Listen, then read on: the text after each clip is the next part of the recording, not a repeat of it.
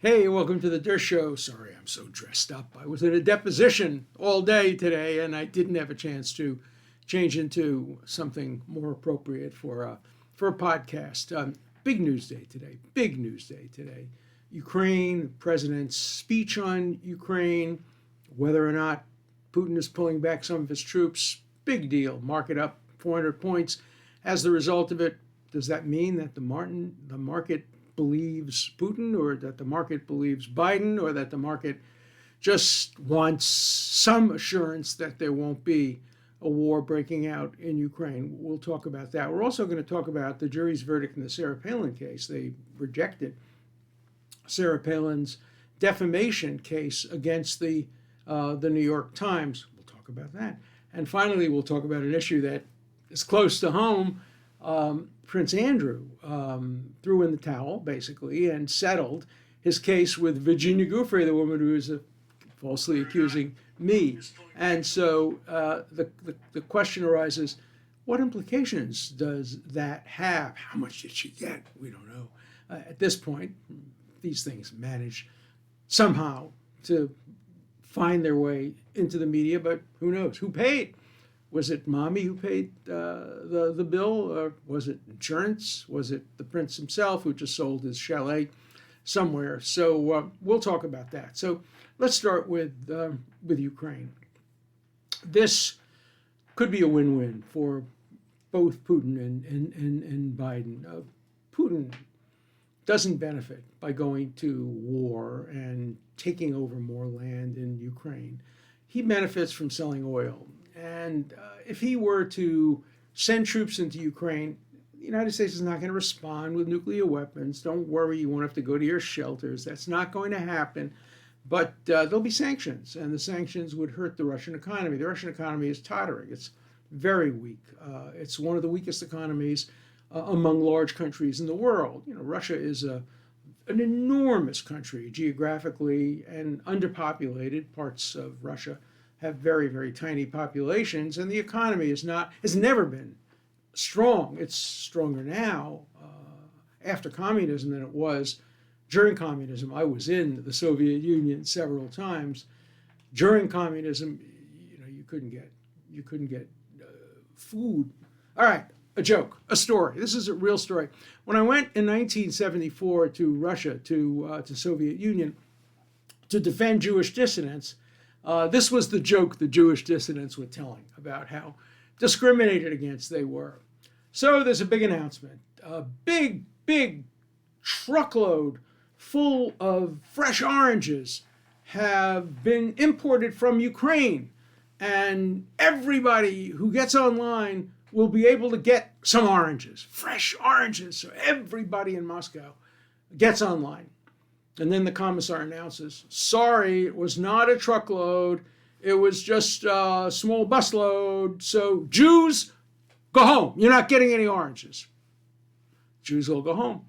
Next, the commissar gets up and says, sorry, it wasn't a truckload or a busload. It was just a carload. So anybody who's not a member of the Communist Party goes home.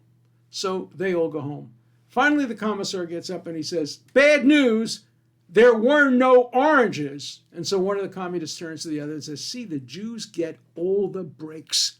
They were sent home first. So that was the dissonant joke I was told. It's relevant because it has to do with Ukraine. It has to do with the Soviet Union. But the Soviet Union was poor as could be. When I first went there in 1974 with my son Elon, and we represented dissidents, but boy, did we eat badly. You order borscht, it was like water with a little fat and nothing. It tasted horrible.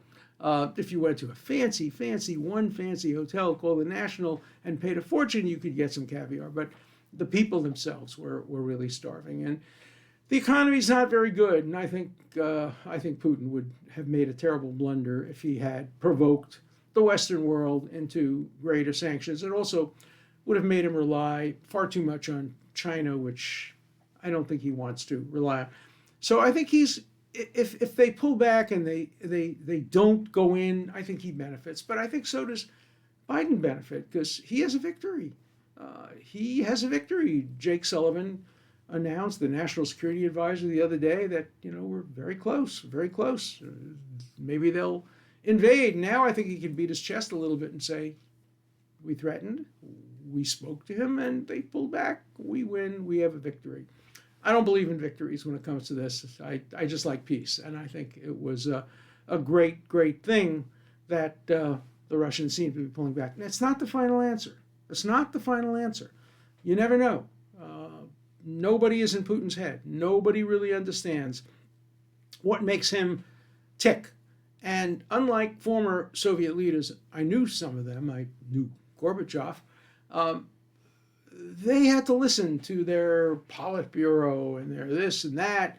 They were creatures of the Soviet bureaucracy. Putin's so strong and is really very well liked for the most part in Russia. He's one of the few dictators who could actually win an honest election. There'll never be an honest election in Russia, but if there were one, it's possible he could win. I think he would win, and so I hope that sensible minds prevail. Russia already got the most important part of Ukraine. They got Crimea. Crimea gives them a warm water port.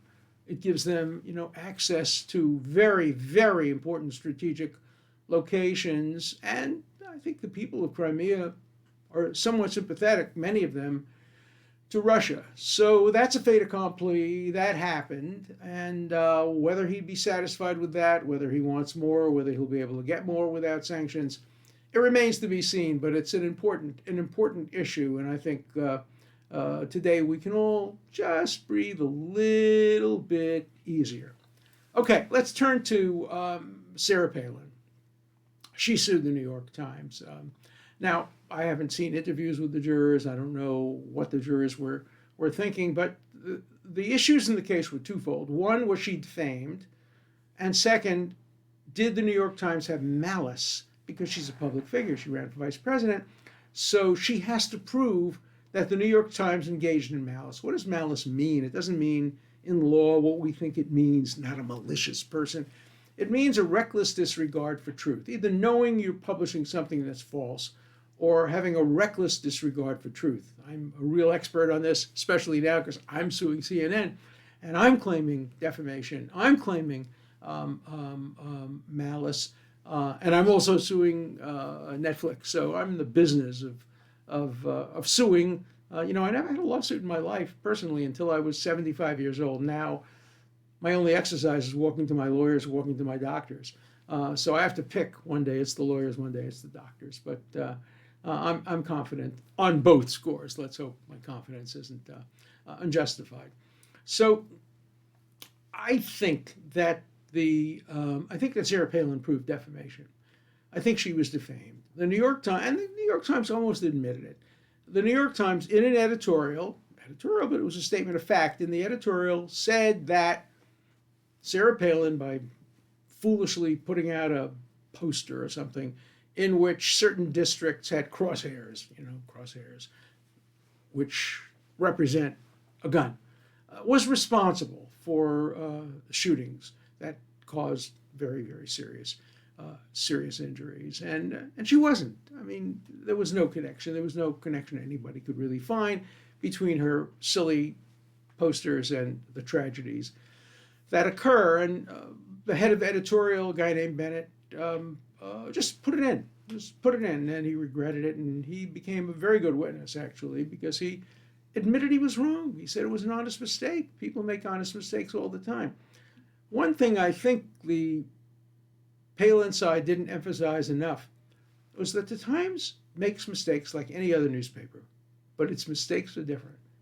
Whenever the Times makes a mistake, it benefits the left and it hurts the right. When the Times makes a mistake on the Middle East, it benefits the Palestinians. It hurts the Israelis. You can judge a newspaper by which side its mistakes come out. Normally, you'd think that if a newspaper makes 100 mistakes a year, 50 would favor one side, 50 would favor the other side. But when it makes 100 mistakes a year and they all favor its ideological side, you have to ask yourself the question, is that a reckless disregard for the truth? It's a close question. And the jury said no. It was another very interesting development in the case. The judge, very good reputation, Judge Rakoff, while the jury was deliberating, they were not sequestered. They could go home, they could watch television, they could go on the internet. They were told not to, but if you've been on a jury, you know. While the jury was deliberating, the judge came down with a verdict saying, I don't care what the jury says, I'm throwing this case out. I have concluded that the Sarah Palin did not establish malice. And so the speech was protected. The New York Times mistake was protected under the First Amendment. Now, two questions come to mind immediately, and I don't know the answer to either of them. Maybe we'll learn. One, did the jury find out, one way or another, did any jurors find out that their negotiations were essentially moot court, not real court, that the case was going to get thrown out regardless of what they decided? Did the jury know that? That's a statement of fact. And if a motion is made, probably it will be made or was made by the Palin legal team to question the jurors, maybe we'll find out the answer to that. Second question is a lot more difficult. If they did know, did it influence their judgment? Would they have decided the case the same way no matter what? Does it matter to a juror what the judge decided? It might. Who knows? I don't know what the jury dynamics were. There was a deliberation of a couple of days, so it's conceivable that a juror may have come in. I'm just, again, hypothetical. A juror comes in and says, my God, did you hear what I just read on the internet? Judge Rakoff has decided the case already. We're just furniture. We're 12 pieces of furniture being moved around by the judge. What we decide doesn't really count. And if that happened, would a juror say, oh, I was thinking of ruling for Palin, but if the judge thinks that there was no malice established, maybe I ought to go along with the judge. I don't know. I have to tell you, I don't think it's a good practice for judges to render their decisions publicly, let it be in the press, widely covered, at a time when an unsequestered jury is deciding the case. The logic was this. He was going to decide the case anyway. But he said it was going to be appealed. No matter who won or lost, it would be appealed. And it would be relevant to the Court of Appeals to know how the jury would have or did render its verdict. So he wanted to see what the jury verdict is. It's going to make it much harder for Palin to appeal now because she has both the jury and the judge against her. She probably will appeal on the ground that the judge shouldn't have rendered his verdict while the jury was deliberating. Stay tuned. It could have been an important case that had gone the other way because there are judges now, including at least a couple of Supreme Court justices, who are reconsidering the classic case of New York Times versus Sullivan. I was the law clerk on that case. I actually worked on Justice Goldberg's concurring opinion. In that case, my co-clerk did most of the work on that, but I did some. And New York Times versus Sullivan is the standard. It's the gold standard, and it requires a very high level of proof of malice. And there are courts who are rethinking whether, in the age of digital communications, as Winston Churchill said, that the truth, a false story makes it halfway around the world before the truth can get its shoes on. That's even truer today than it was 50 years ago or 60 years ago when Winston Churchill said it. Today, a false story, a misleading story gets all over the world, and the catch-up story, doesn't catch up. The accusation against me, the false accusation that a woman I never met, never heard of, never saw, and who admitted that she had never met me, and whose lawyer admitted that I couldn't have done it. That story was front page all over the world, partly because I was accused along with Prince Andrew. Prince Andrew may have met her.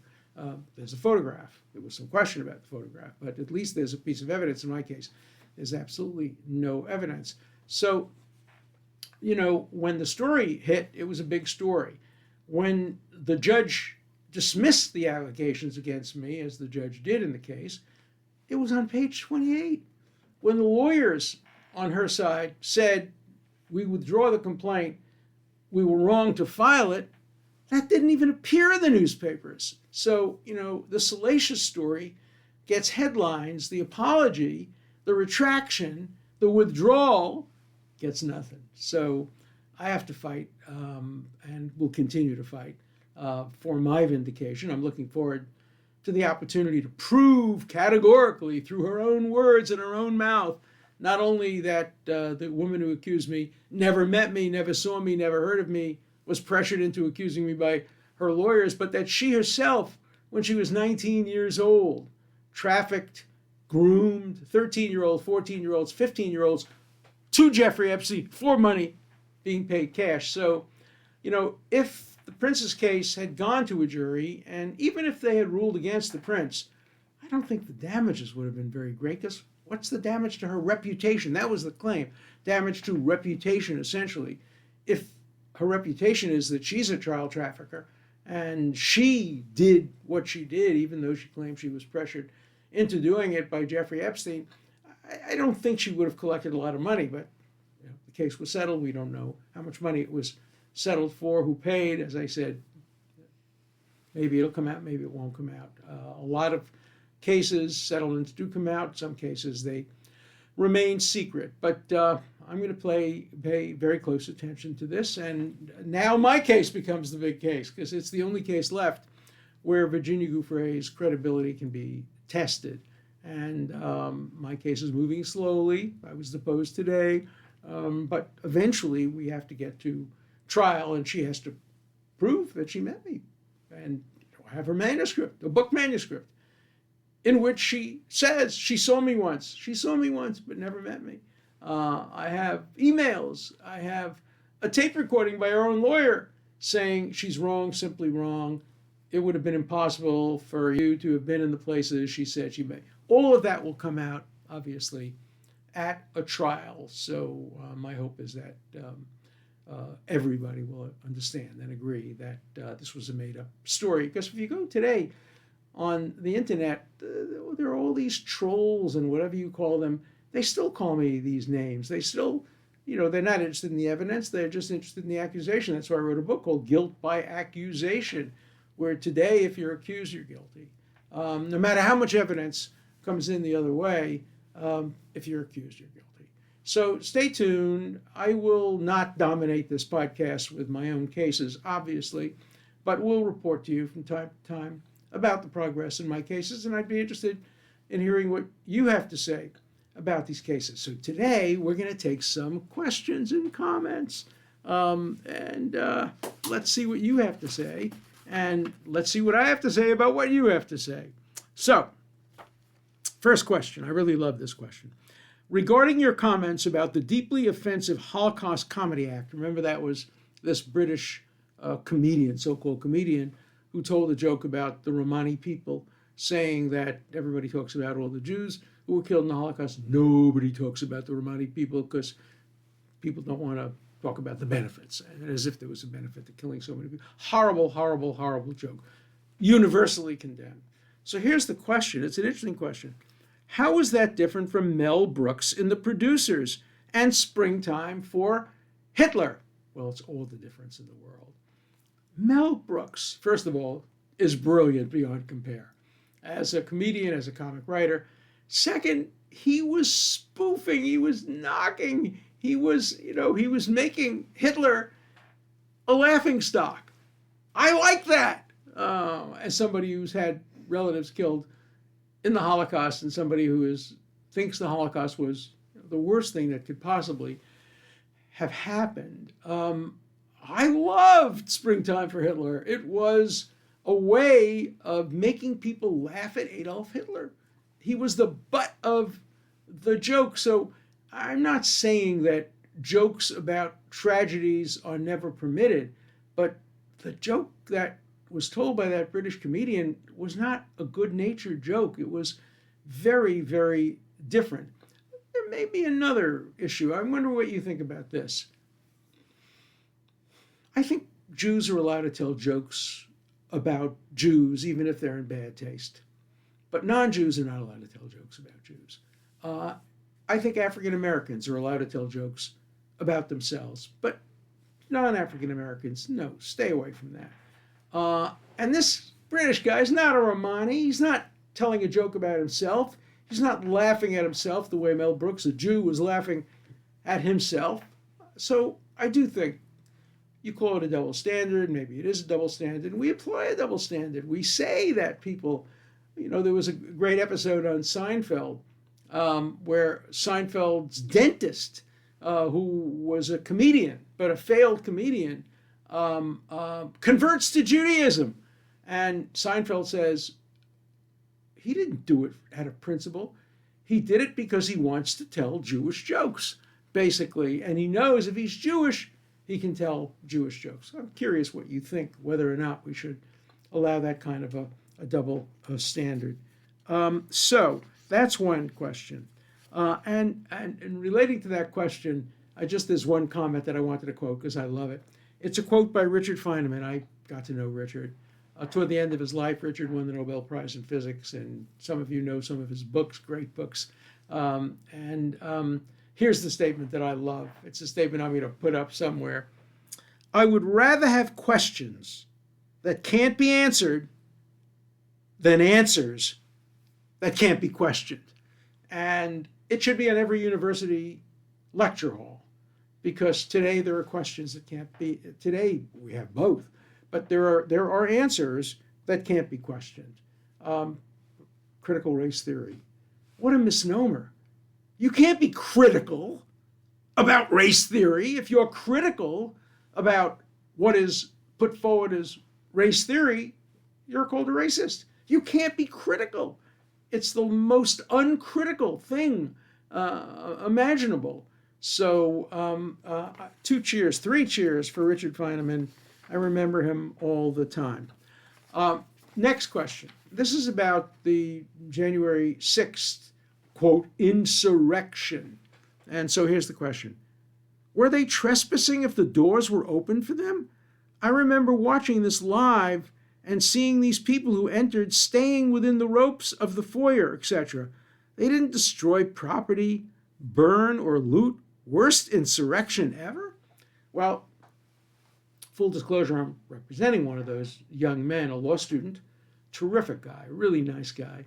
He went to Washington simply to protest. He was there, he went to hear President Trump speak, and he listened to President Trump.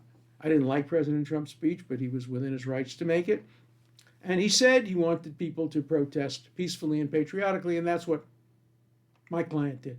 He went there simply to protest and stand outside, signs, maybe shouting, unfair, unfair, whatever. Then people started entering. He was not among the first group that started entering. And then, and you can see it on video, there are policemen who are welcoming them in and basically saying, look, trespassing, that's one thing, just don't do harm, don't do violence, and leave when we tell you. My client went in, didn't hurt anybody, didn't push anybody, didn't destroy any property, just went up to the gallery of the Senate, sat there and maybe shouted a couple of words and then left.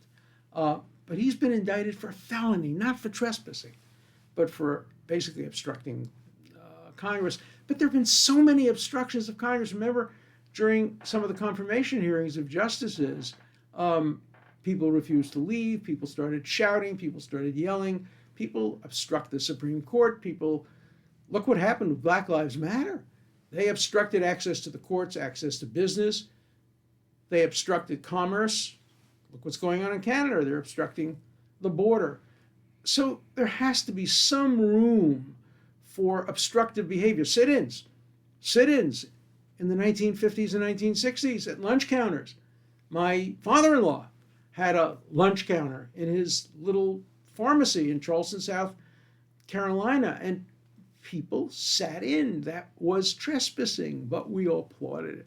So what we need to make sure of is that we don't overstate this, and that we treat everybody equally, and we don't group everybody together. The people who went in and broke computers or hurt people, they should be prosecuted. Those are serious crimes.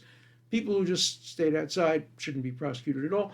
And people who just trespassed, either they shouldn't be prosecuted. Justice Brandeis, in an opinion dissenting, once said that trespassing is permitted to some degree under the First Amendment if it's for purposes of protest, but they certainly shouldn't be lumped together with the people who are violent, and they shouldn't be treated as felons when what they did was either a misdemeanor or an offense. But again, I have a client, so take my analysis with what it's worth, knowing that I have a point of view on this. I've been a civil libertarian, an advocate of free speech, the right to petition government for redress of grievances, and I would always err on the side of permitting free speech, even if it's a little bit obstructionist or trespassing, than in forbidding free speech. Free speech needs breathing room in order to be able to operate effectively. Okay, now let's get to some of the critical mail. You must all love that, okay? Agree to disagree with you, you left-wing hack? You never talked about video evidence of Epps on Revolver, nor did you speak of the video evidence of Georgia video of ballots being counted after a shutdown because the pipe burst, ballot harvesting, dead people votes. The proof is everywhere. Laptop from hell, Biden bragging on video of getting Ukraine ministers fired. You are a brainwashed left-wing hack. You think Biden got 81 million votes? You're a blind man leading other blind men. And the tweet or the comment right after that is, disagree with your assessment of Dersh. He's referring to that assessment. While I disagree with his politics and with some of his political analysis, including his views of the 2020 election, Dersh has the right to his opinions. Also, he's one of the few Democrats to listen to, even when I disagree with him, because he cares about the Constitution and aims to be fair and impartial. I certainly aim to be fair and impartial, and that makes me enemies on both sides. I just finished writing a new book called The Price of Principle, how refusing to follow party lines and putting principle above partisanship costs friends and business acquaintances and lots and lots of problems. And because I am not a partisan, I'm not liked by the Democrats. They think I am too centrist. I'm certainly not liked by the Trump supporters because I don't believe that the election was inaccurate. I think there were problems in the election. I actually believe that Pennsylvania should not have been allowed to do what it did. And I think the Supreme Court was wrong in not taking the Pennsylvania case, but I don't think the election as a whole was influenced by improper factors. I have another client, Mike Lindell, my pillow. First Amendment issues, we may disagree about what he said, but I defend his right to say it. So, call me a political hack, call me partisan. I'm not partisan. I'm partisan in favor of the Constitution. I always come out in favor of the Constitution, regardless of whether the shoe is on one foot or the shoe is on the other foot. And then finally, this is really not only an attack on me, but an attack on Harvard. This guy is as phony a civil libertarian as there is. I don't need to go to Harvard Law School to know injecting someone with a substance they don't want in their body by force is against their civil liberties. Common people can read the Constitution and understand it fine. Goddamn lawyers insist we should not believe our living eyes and ears. People at Harvard are no smarter than the average person. Their daddies just have more money than ours. The sooner we get the people to reject Harvard and the awful garbage that comes out of it, the sooner we can regain our God-given rights. This man is a godless authoritarian. Well, my daddy wasn't rich. I went to a free college and then to law school on a scholarship. And I went into teaching even though I could have made 10 times the amount of money practicing law than teaching. But I happen to agree with you. People at Harvard are no smarter.